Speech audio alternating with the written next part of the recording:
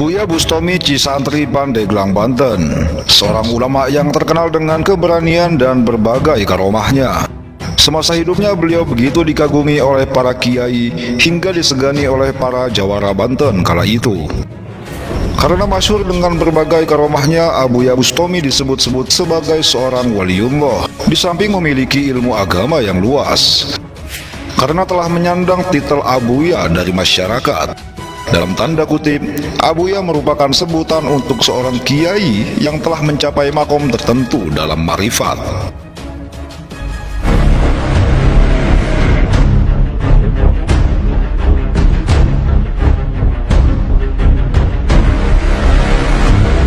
Dikisahkan saat Abuya Bustomi mondok di Mama Ajengan Bakri Sempur Purwakarta. Setelah sekian lama berguru, lalu Abuya Bustomi diperintahkan oleh gurunya itu untuk melanjutkan perjalanan mencari ilmu ke pondok pesantren di Kresek, Garut yang dipimpin oleh Kiai Haji Busrol Karim atau Mama Oco. Saat itu Abuya Bustomi satu angkatan dengan Abuya Dimyati Cidahu dan Abuya Dimyati Cilongok. Abuya Dimyati Cidahu yang menjadi tokoh senior mereka saat itu.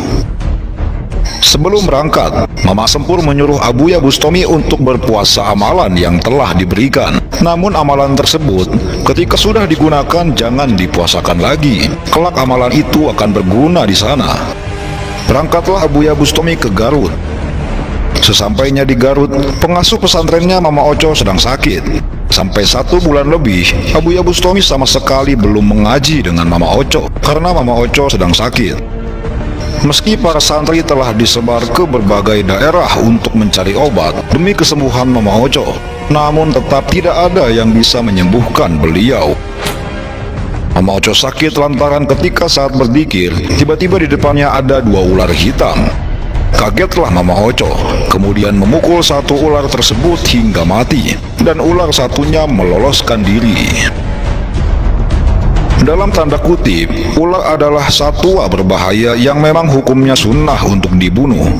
Namun ternyata 2 ular tersebut adalah jelmaan jin. Ular yang lolos dari kejadian itu melapor kepada Raja Jin bahwa temannya baru saja dibunuh oleh bangsa manusia. Mendengar hal itu, Raja Jin mengambil paksa ruh royat Mama Oco untuk mempertanggungjawabkan perbuatannya setelah membunuh jin yang menjelma menjadi ular. Hal inilah yang menyebabkan Mama Oco sakit, karena ruh royatnya sedang disandra oleh bangsa jin.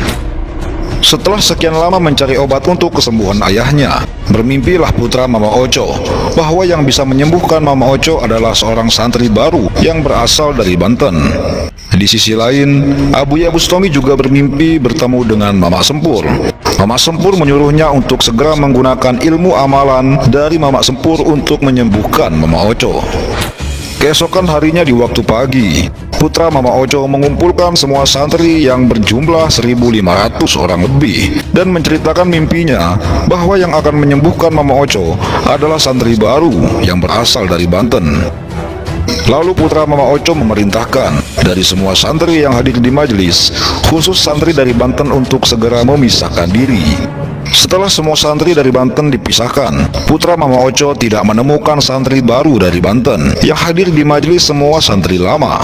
Karena pada saat itu, Abuya Bustomi belum hadir di majelis. Kemudian seorang santri memberitahu bahwa ada 1 santri baru dari Banten yang belum pernah mengaji dan belum tiba di majelis.